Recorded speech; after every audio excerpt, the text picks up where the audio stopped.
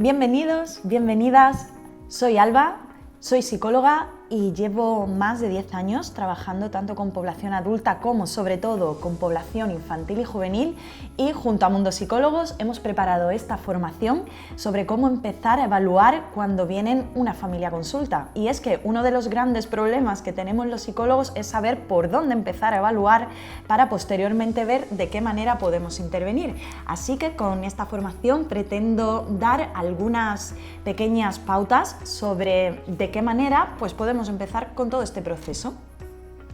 A priori, cuando la gente viene a consulta, nos comenta que a lo mejor lo que quieren es trabajar el autoestima con sus hijos, las habilidades sociales, y es bastante frecuente que nos digan frases del tipo: es que mi hijo tiene muy baja autoestima y quiero que trabajes con él el autoestima, o es que mi hija es muy tímida, quiero que trabajes su timidez, o es que le cuesta relacionarse, es que se frustra mucho, es que tiene problemas de agresividad. Y claro, ¿cómo empezamos a tipificar todo esto? O sea, ¿cómo podemos trabajar el autoestima? ¿Qué es el autoestima? ¿Por dónde empezamos? Muchas veces las descripciones que nos dan también pueden ser vagas, pueden ser difusas, pueden ser generales, y esto después nos va a condicionar a la hora de poder crear un tratamiento que sea efectivo. Así que en este curso vamos a ver cómo ir elaborando esta primera toma de contacto, cómo operativizar y definir comportamientos de interés, la diferencia entre topografía y función a nivel conductual, algunos métodos de evaluación. Hablaremos también sobre la importancia de utilizar el análisis funcional como herramienta fundamental en nuestro proceso de evaluación e intervención, y algunos aspectos éticos que debemos de tener en cuenta a la hora de evaluar e intervenir con la población infantil y juvenil. Veréis, ¿cómo definimos qué es la evaluación? Podríamos decir que es un método sistemático mediante el cual podemos obtener información sobre la función que cumple un comportamiento en el ambiente del individuo. El propósito de la evaluación va a ser, por un lado, identificar y definir las conductas objetivo, es decir, qué es lo que queremos conseguir y de qué manera, ¿no?, lo vamos a ir midiendo, y por otro lado vamos a ir guiando y creando un plan efectivo de intervención que pueda tener relevancia social para la persona.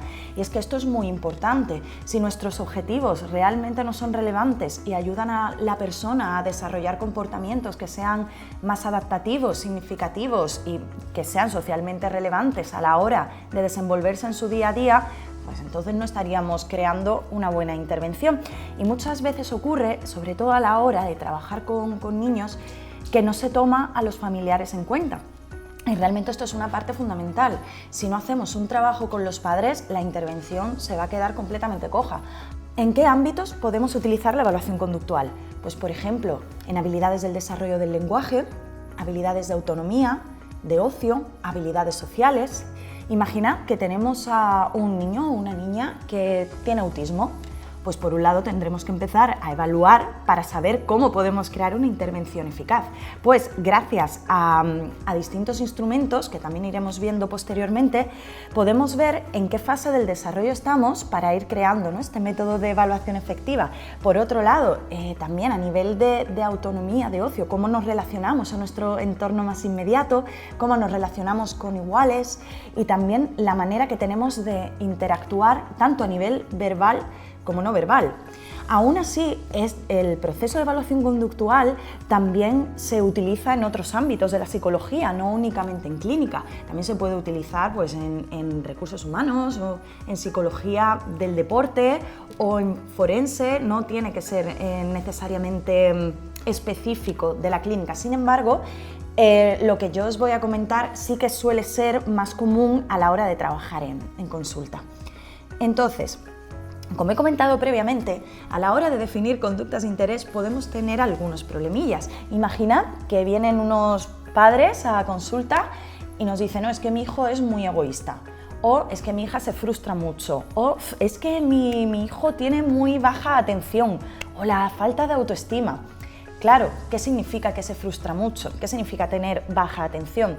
Entonces, esto va a ser muy importante y hay algo que siempre vamos a tener que hacer, que va a ser operativizar comportamientos. Y muchas veces se nos olvida, y si no operativizamos esto y no vemos dónde queremos poner nuestro foco de intervención, puede ser que al final caigamos en planes de tratamiento que no sean muy efectivos o que se basen en generalidades, porque algo muy complicado que nos cuesta muchas veces a los psicólogos es saber cuándo hemos llegado a nuestro objetivo o a nuestra meta.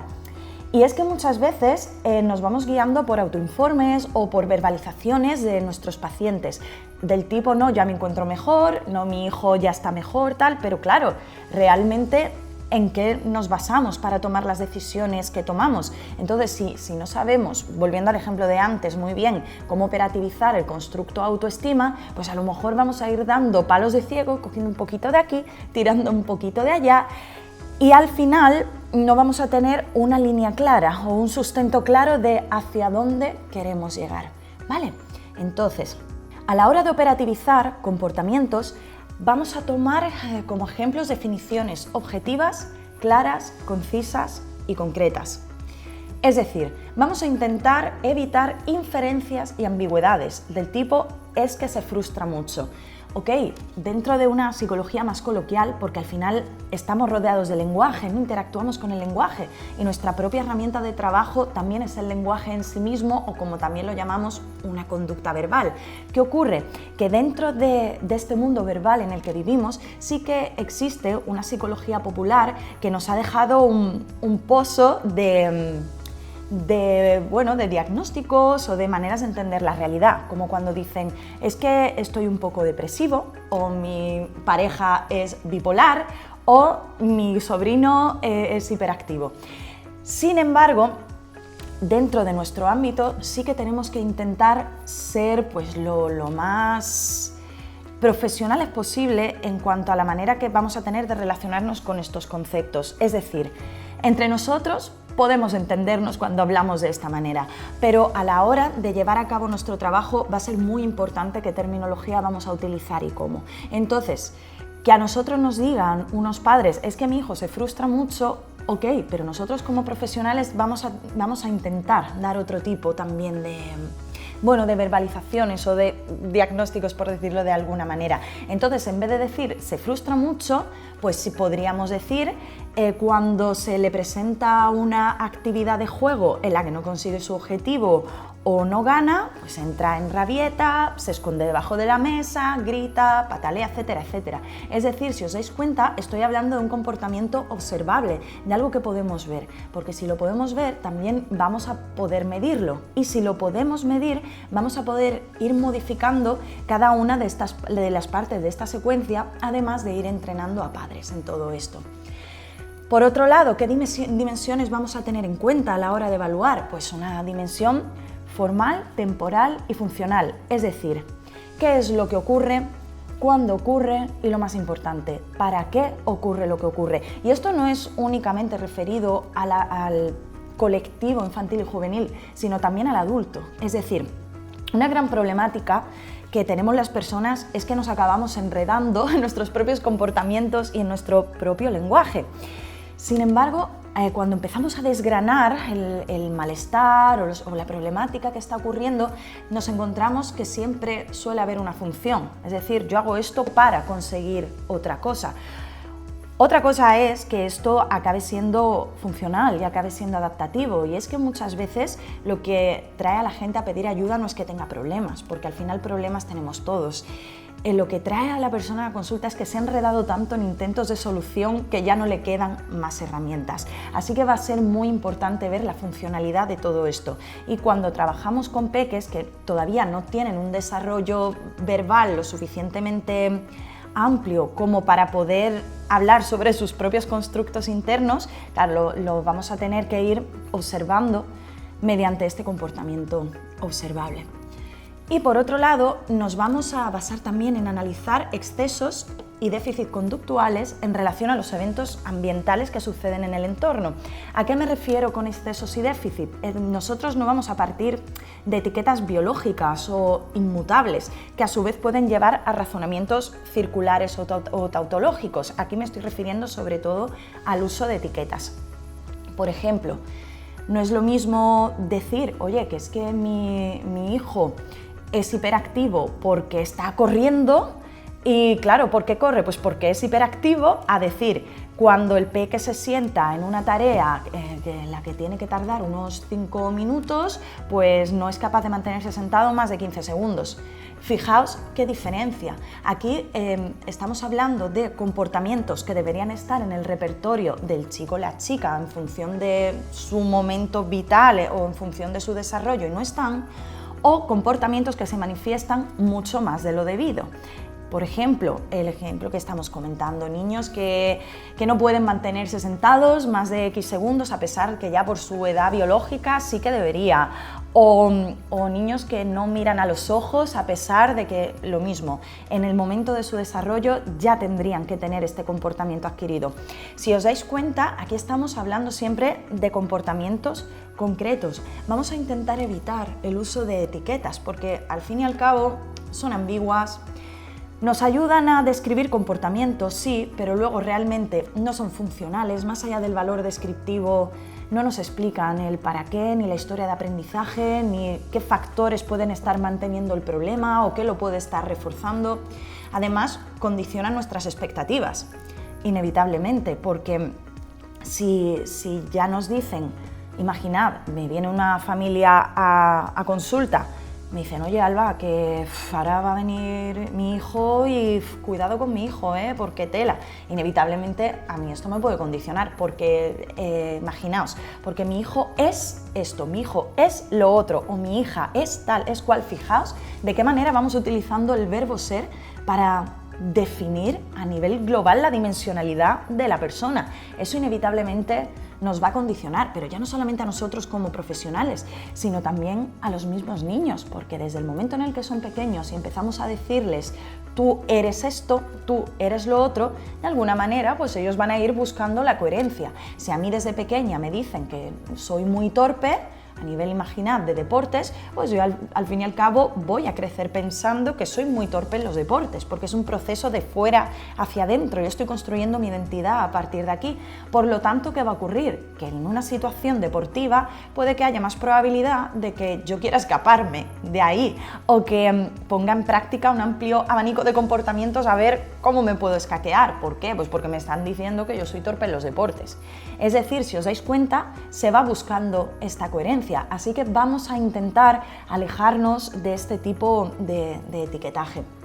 Luego, por otro lado, claro, cuando se trabaja a un nivel educativo, por ejemplo en el ámbito académico, hay muchas ocasiones que se llevan a cabo intervenciones que van por paquetes, es decir, hay chavales con altas capacidades, venga, pues eso significa que tenemos que trabajar con este libro, de esta manera, etcétera, o para niños con autismo que tienen dificultades en el desarrollo, venga, pues vamos a utilizar este paquete que te viene habilidades sociales, te viene trabajo de tal, a nivel cognitivo, a nivel tal.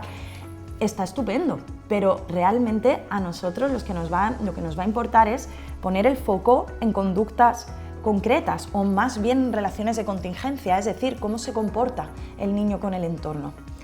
Y como he comentado previamente, tenemos que tener muchísimo cuidado con los razonamientos circulares y es algo que yo, al menos en mi experiencia, por desgracia me sigo encontrando mucho del tipo, pues lo que he mencionado antes, como el peque tiene TDAH, tiene hiperactividad, se comporta de esta manera. ¿Y por qué se comporta de esta manera? Pues porque tiene TDAH. Fijaos que este tipo de etiquetaje ni explican, ni predicen, ni controlan absolutamente nada. Por lo cual va a ser más complicado a la hora de guiar un proceso de evaluación que sea efectivo. Así que, como he comentado previamente, hay varias formas de clasificar comportamientos y os voy a hablar de dos que son prioritarias.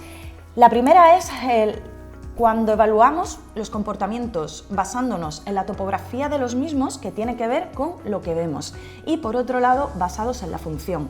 Es decir, imaginad que nos viene una familia que tiene varios hijos y como podéis ver en la imagen, ¿vale? Imaginad que tienen 2 peques, los 2 están llorando y sin embargo pueden estar llorando por motivos completamente distintos. A lo mejor la niña está llorando porque quiere que le saquemos un juguete de una estantería y el peque está llorando pues porque la madre ha tenido que abandonar la sala porque le han hecho una llamada y se siente mal porque quiere que su madre esté ahí. Fijaos que lo que vemos es exactamente lo mismo, 2 bebés llorando.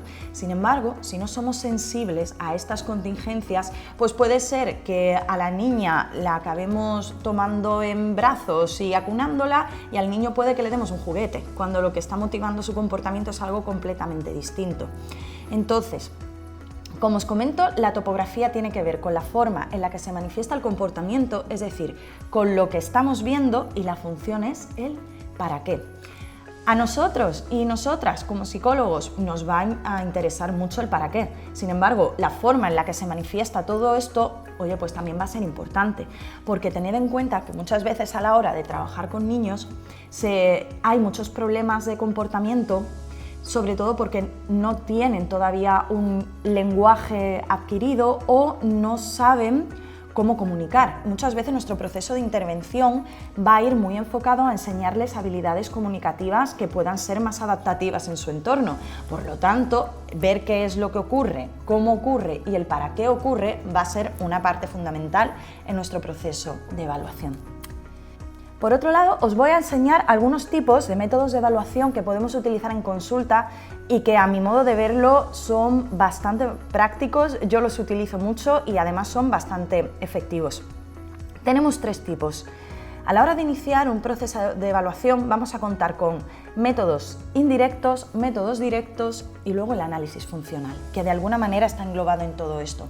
A nivel de métodos indirectos existen una serie de cuestionarios, que los tenemos aquí, el FAS, el MAS, que esto podéis encontrarlo en internet de una manera gratuita, que tienen que ver con un screening sobre qué es lo que puede estar motivando la conducta de los niños o las niñas. Entonces, tenemos unas escalas tipo Likert en la cual se nos preguntan, vale, ¿ocurre el problema de comportamiento cuando estás hablando con otras personas del entorno? ¿Ocurre el problema de comportamiento cuando se retira un objeto? ¿O ocurre el problema cuando se deja al niño o la niña solo? Entonces, los padres van rellenando esto conjuntamente, si puede ser en sesión con nosotros delante, mejor que mejor, porque así también podemos ir tomando algunos apuntes.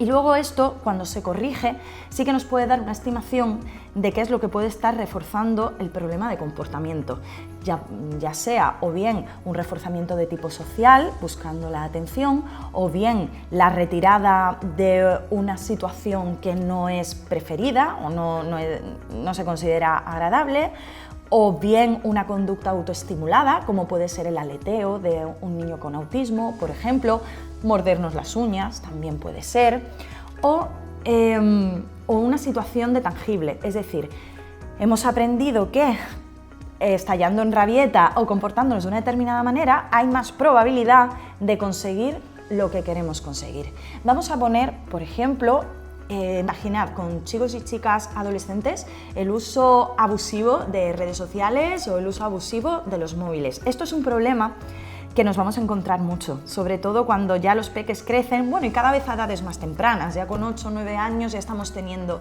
estas problemáticas. Claro, ¿cómo medimos si este uso de redes sociales también puede ser abusivo? Pues, como estoy comentando, viendo estos criterios, el criterio formal, el criterio temporal, cuánto tiempo pasa este chico o esta chica en las redes, y luego también el criterio funcional, ¿vale? ¿Para qué utiliza tanto estas redes sociales? ¿Es porque gracias a eso ha conectado con gente de su entorno que tiene preferencias similares?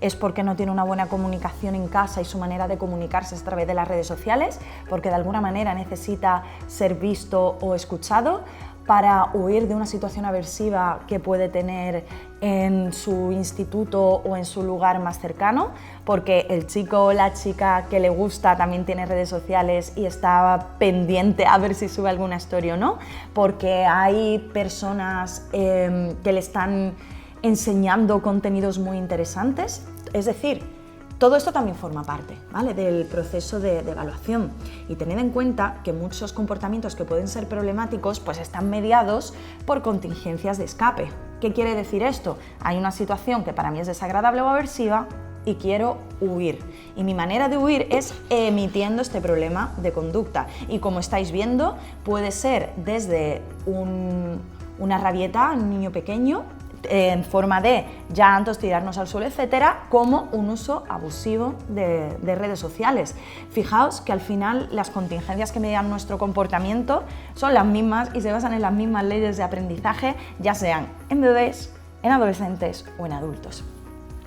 Por otro lado, aparte de los cuestionarios, vamos a echar mano de entrevistas conductuales. Entonces, en este tipo de entrevistas, nosotros como profesionales vamos a ir preguntando sobre antecedentes, la conducta en sí y los consecuentes, es decir, qué pasa antes, qué ocurre y qué pasa después. Y es que ya sabemos que cuando trabajamos con familias muchas veces vemos que los problemas de comportamiento pueden estar muy reforzados por el entorno social, y cambiando algunas variables del ambiente hay más probabilidad de desarrollar otro tipo de comportamientos alternativos. Vuelvo al ejemplo de antes. Imaginad un adolescente que tiene un uso abusivo del móvil y de las redes sociales, ¿vale?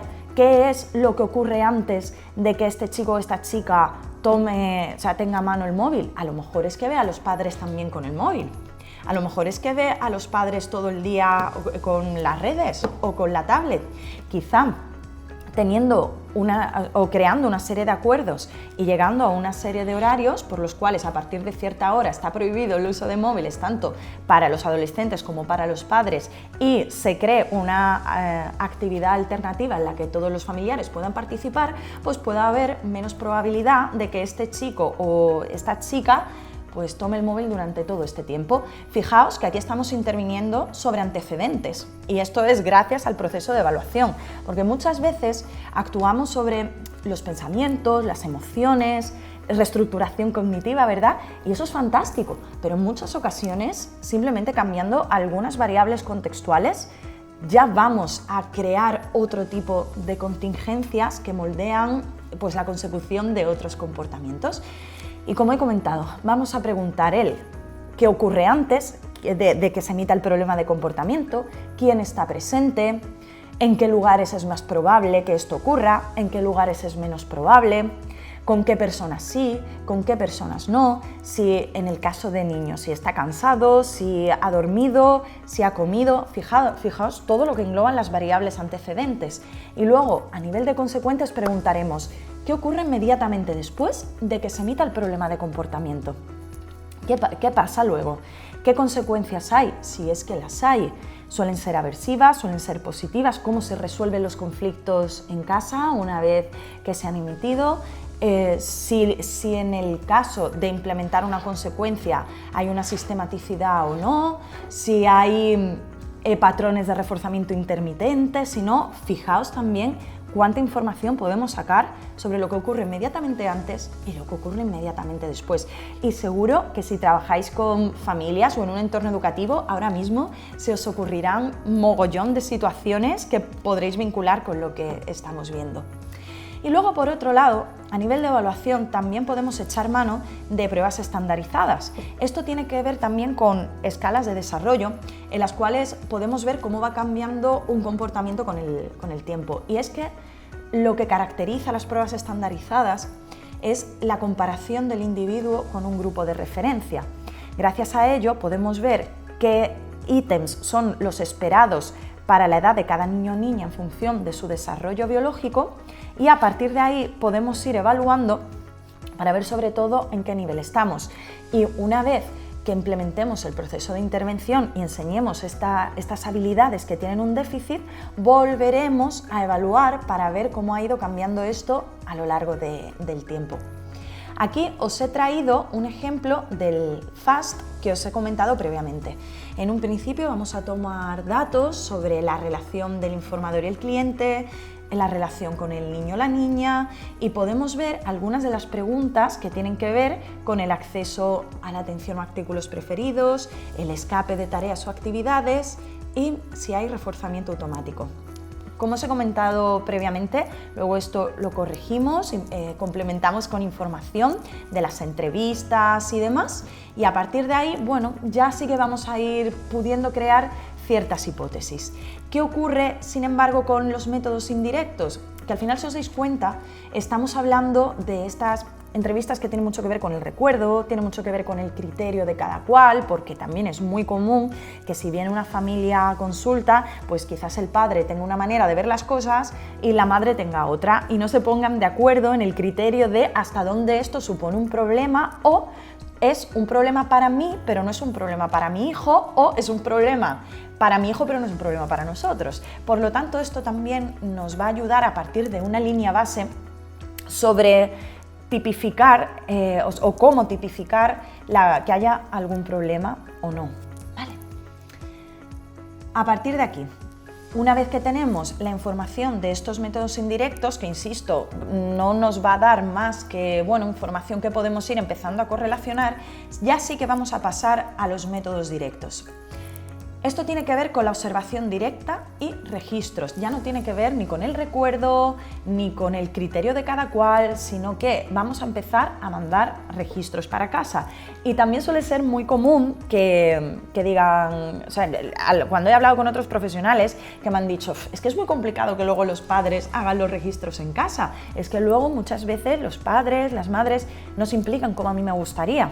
Aquí lo que os recomiendo es que puedan hacerlo a través de documentos compartidos de Google Docs, por ejemplo, que lo puedan hacer a ordenador in situ, que puedan mandar también notas de audio y que de alguna manera les podamos facilitar todo este proceso. Porque es cierto que ir escribiendo cada vez que sucede un problema de comportamiento puede ser un tanto pesado, pero hay muchas maneras de hacerlo, insisto. Notas de audio o vídeos, gracias a los vídeos podemos extraer una ingente cantidad de información, o documentos compartidos. Entonces, vamos a ver cómo funciona el comportamiento en el entorno natural. Ya no estamos hablando de informes verbales, aquí estamos hablando del comportamiento in situ. Aquí ya sí vamos a poder identificar posibles comportamientos a trabajar. Vamos a hacer este énfasis en registrar antecedentes, conducta y consecuente. Y, por supuesto, vamos a tener que entrenar a los padres en todo esto, padres, madres o el resto de informadores, ya sean otros familiares o profesores.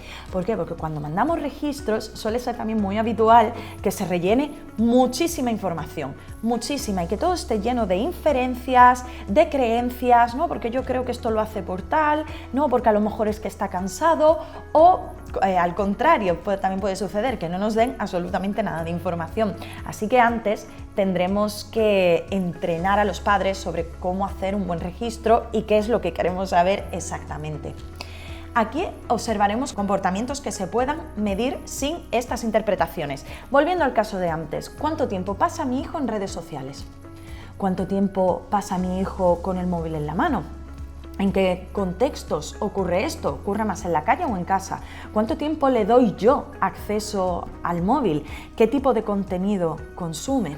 Y luego, gracias a esta observación directa, claro, podemos ver algunas variables que han podido pasar desapercibidas en la entrevista, y muchas veces ocurre que cuando empezamos a registrar la gente nos dice, guau, es que me he dado cuenta de que el problema de comportamiento siempre ocurre de la misma manera, a la misma hora, después de que yo haga X o después de que yo diga Y. Aquí ya empezamos a ver patrones, y si tenemos los patrones identificados, pues habrá más probabilidad de que podamos ejercer nuestra intervención de una manera más eficaz y más efectiva. Y por supuesto, la observación va a ser más detallada. Aquí os traigo un ejemplo de un formato de hoja de datos con un registro ABC.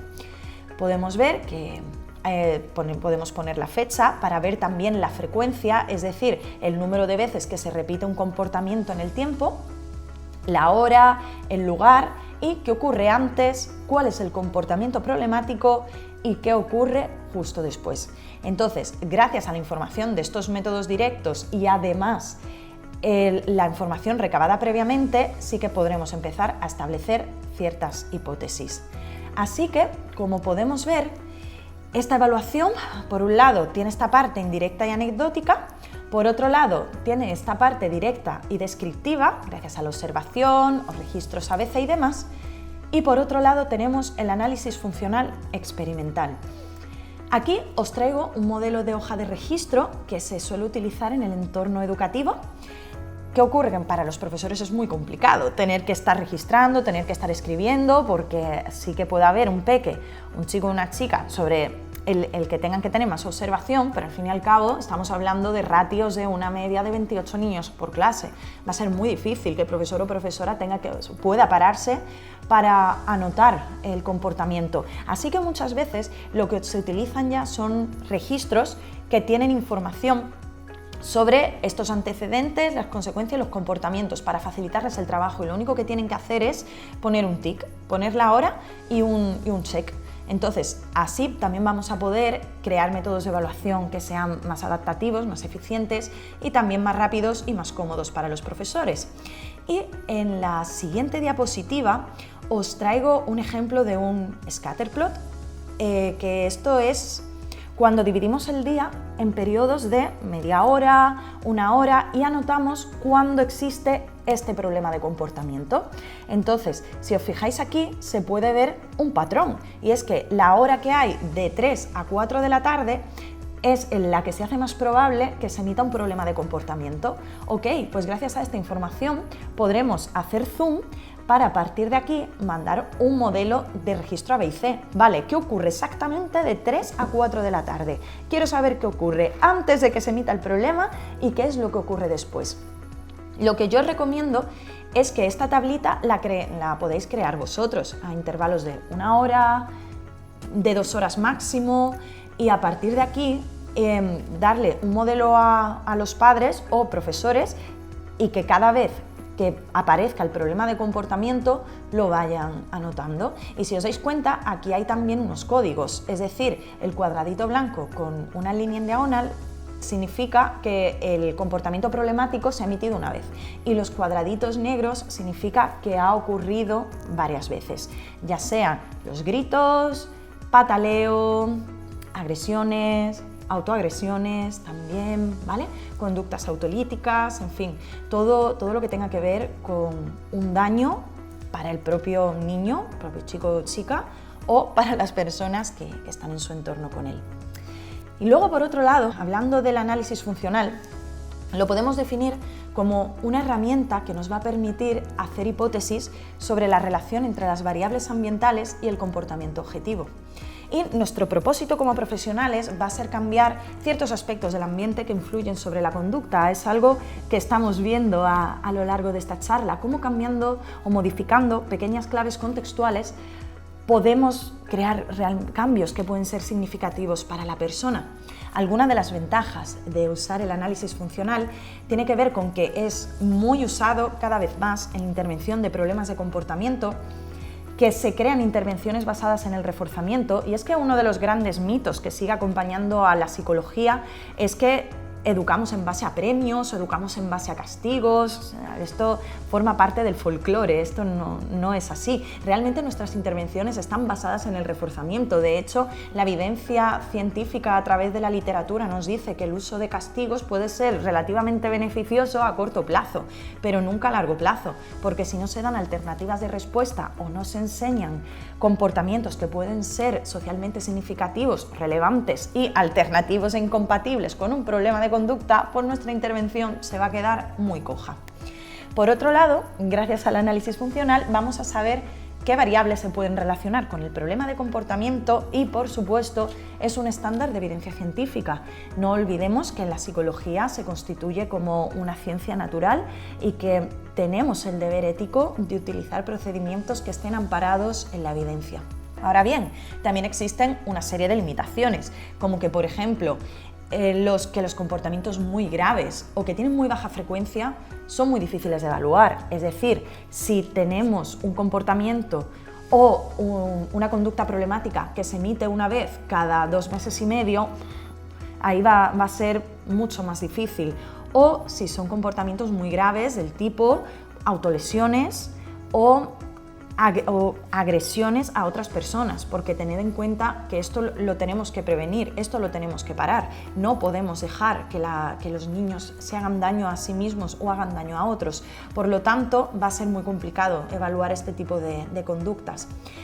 Por otro lado, claro, en muchas ocasiones se crean contextos artificiales porque también vamos a evaluar en la situación de consulta o en una situación de despacho que no es el ambiente natural del niño o la niña, y vamos a necesitar tiempo, recursos y formación del profesional. Y aquí también entra pues nuestra responsabilidad de seguir formándonos y de seguir aprendiendo. Y por último, sí que me gustaría hablar sobre algunas consideraciones éticas que van a ser importantes a la hora de desarrollar todo este proceso de evaluación. Y es que, como estamos viendo, es muy importante que antes de intervenir tengamos muy claro qué ocurre, cuándo ocurre, cómo ocurre, para qué ocurre y qué es lo que pasa después o de qué manera se está reforzando este problema de comportamiento, ya que el tipo de evaluación pues, obviamente vendrá condicionada por las necesidades del contexto. Por otro lado, vamos a ceñirnos a nuestras competencias, es decir, a nuestra labor como profesionales de la psicología, y derivaremos a otros profesionales si lo vemos necesario. Muchas veces tenemos que trabajar de manera conjunta con otro tipo de especialistas, como nutricionistas, médicos, fisioterapeutas, terapeutas ocupacionales, y está bien. Y muchas veces nos ocurre a los psicólogos que queremos abordarlo todo de la mejor manera posible, o pensamos que si no tenemos la solución a todo este tipo de problemáticas es que no estamos haciendo bien nuestra labor, por lo tanto no somos buenos profesionales. Y aquí viene también nuestra propia inseguridad como psicólogos, porque muchas veces es cierto que se pone muchísima responsabilidad sobre nosotros y nosotras, porque es un trabajo que al fin y al cabo es muy delicado y tenemos que tener muy claro dónde están nuestros límites y hasta dónde entran nuestras competencias, porque es, desde mi opinión personal, es mucho mejor dejarlo ahí que meternos en otros campos que a lo mejor no tienen que ver directamente con nuestra profesión por querer dar respuesta a unas necesidades del entorno, unas necesidades de las familias que no vamos a poder abordar de la manera más eficiente posible. Por otro lado, es muy importante que antes de empezar a evaluar informemos a las familias sobre qué es lo que vamos a hacer, cómo lo vamos a hacer, qué procesos son los que esperamos, y hacerlos parte también de todo este proceso, porque también muchas veces ocurre que cuando se trabaja con niños, los padres, las madres no tienen ni idea de qué es lo que pasa. Ellos dejan a los niños, van a tomar café, van a comprar o se quedan fuera esperando, después recogen a los niños y no tienen muy claro qué se ha trabajado, para qué se ha trabajado, qué es lo que pueden hacer ellos también. Y tened en cuenta que la familia es el agente educativo principal y los padres y las madres son los que tienen que funcionar como referentes, ya que sus hijos e hijas van a imitar este comportamiento. Volviendo a los ejemplos que he comentado antes sobre el uso de las redes sociales, si tenemos un núcleo familiar en el que los padres están todo el día con el móvil en la mano, pues se hace más probable que esta conducta se naturalice en los chicos y en las chicas y la acaben reproduciendo. Así que aquí vamos a tener que responsabilizarnos, asumir que estos padres y madres tienen mucha responsabilidad sobre el cambio de comportamiento e incluirlos en este proceso. Porque es cierto que cuando se sienten incluidos y se sienten partícipes, es mucho más probable que la intervención sea efectiva, ya que de alguna manera se van a activar y van a comprender qué es lo que está ocurriendo. Es muy importante que comprendan y que también aprendan a usar un vocabulario que está adaptado, por supuesto, pero que de alguna manera ya sea técnico, para que aprendan a diferenciar lo que es el folclore popular que hemos comentado antes con una psicología basada en la evidencia. Por otro lado, más allá de adaptar este lenguaje, que es muy importante para que nos puedan entender y podamos ser entendidos y entendidas, también contaremos con opiniones médicas si creemos que el comportamiento puede estar condicionado por variables biológicas del organismo. Es decir, a mí, por ejemplo, me ha ocurrido en consulta que se han dado problemas de conducta porque el niño o la niña no veía bien. Y como no veía bien, y no se daba cuenta porque era pequeño de que no veía bien, pues escapaba, no hacía las tareas, se escondía debajo de la mesa, y cuando a través del pediatra ya se le deriva a oftalmología, pues se ve que ahí estaba la problemática. O niños y niñas, sobre todo los peques, que pueden estar teniendo algún tipo de enfermedad y están malitos, y que eso también les condiciona a la hora de pues tener comportamientos que puedan ser más desadaptativos. Es decir, las opiniones médicas van a ser muy importantes, y tener en cuenta que tenemos que trabajar como equipo de una manera multidisciplinar. Así que, en definitiva, podemos concluir que la evaluación conductual es un proceso que es dinámico y que lo iremos llevando a cabo durante toda la intervención. Esto no para, esto no es evaluamos e intervenimos y ya está. Aquí estamos evaluando constantemente, porque las personas nos comportamos, vivimos, sentimos y transitamos en un entorno que es totalmente cambiante, por lo cual vamos teniendo necesidades diferentes y vamos aprendiendo de todo esto. Por otro lado, tenemos que poner el foco en el para qué hacemos lo que hacemos, es decir, ver cuál es la función del comportamiento. Por otra parte, intentaremos atender todas las variables posibles del contexto. Obviamente va a haber muchas que se nos van a escapar, porque no tenemos un control absoluto de los contextos en los que la persona se desenvuelve. Pero bueno, al menos haremos todo lo que podamos, ¿verdad? Y no olvidemos que como profesionales también podemos pedir ayuda. Como he comentado previamente, muchas veces sin quererlo nos ponemos la capa de superhéroes, o muchas veces hay mucha necesidad o demanda hacia nosotros, y el hecho de pedir ayuda nos cuesta un poquito, porque también podemos sentir que no somos buenos profesionales. Mirad, yo lo que os recomiendo es que pidáis supervisiones, que hagáis análisis de casos en grupo, que lo comentéis con compañeros de profesión. Cuando yo he tenido alguna dificultad con algún caso he pedido supervisiones, he aprendido muchísimo y me han ayudado mucho. Tenemos que rodearnos de gente que sepa más que nosotros y que nosotras, porque desde luego siempre nos pueden dar una visión más amplia de la que podamos tener, y está bien, también tenemos que aprender de todo esto. Por otro lado, muy importante, no vamos a tomar decisiones antes de tener los suficientes datos para establecer hipótesis. Y muchas veces ocurre que, con tal de querer dar una respuesta a las familias para agradarlas o para cubrir estas expectativas que tienen sobre nosotros, sobre nosotras, queremos empezar a intervenir rápido. Y hay ciertas cosas que llevan su tiempo, y es mejor ir poquito a poco que estar metiendo la pata. Imaginad que, poniendo el caso de antes de las redes sociales, le decimos a los padres, vale, pues quítale el móvil a tu hijo y que no pueda coger el móvil en un mes. Bueno, probablemente eso no sea muy efectivo, porque además tampoco estamos evaluando cuál es la función de este comportamiento. A lo mejor las redes sociales es la única manera que este chaval tiene para comunicarse con gente de su entorno, o porque a lo mejor ha encontrado un colectivo de personas con las que se siente identificado o identificada, o quizás es un espacio mucho más seguro del que tiene en su contexto más cercano. ¿Vale? Así que mucho cuidado con querer dar respuestas antes de lo necesario. Necesitamos muchos datos para no meter la pata e ir tomando decisiones que puedan ser acertadas.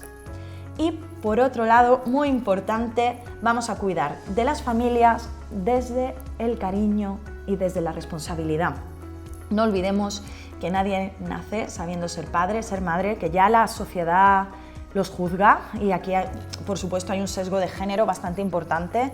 Las mujeres ya de por sí cargan con mucha culpa, ¿vale?, por las demandas y exigencias de su entorno, pues más aún cuando son madres, que se pone mucho el foco sobre ellas, sobre lo que es ser una buena madre, o lo que se supone que es ser una buena madre. No vamos a ser nosotros quienes juzguemos. Recordemos que estamos aquí para guiar y para acompañar, pero desde una perspectiva amable, evitando también estos juicios, estas inferencias, este etiquetaje, y ayudando a crear poquito a poco pues un mundo mejor, que para eso somos psicólogos, para intentar ayudar a las personas a transitar pues este camino que al fin y al cabo llamamos vida. Así que Muchísimas gracias a Mundo Psicólogos por haber querido contar conmigo. Estoy muy agradecida de que se me haya dado este espacio y espero que este breve curso os haya servido de ayuda, al menos para tener algunas pequeñas líneas base sobre cómo empezar a evaluar y a intervenir. Muchísimas gracias.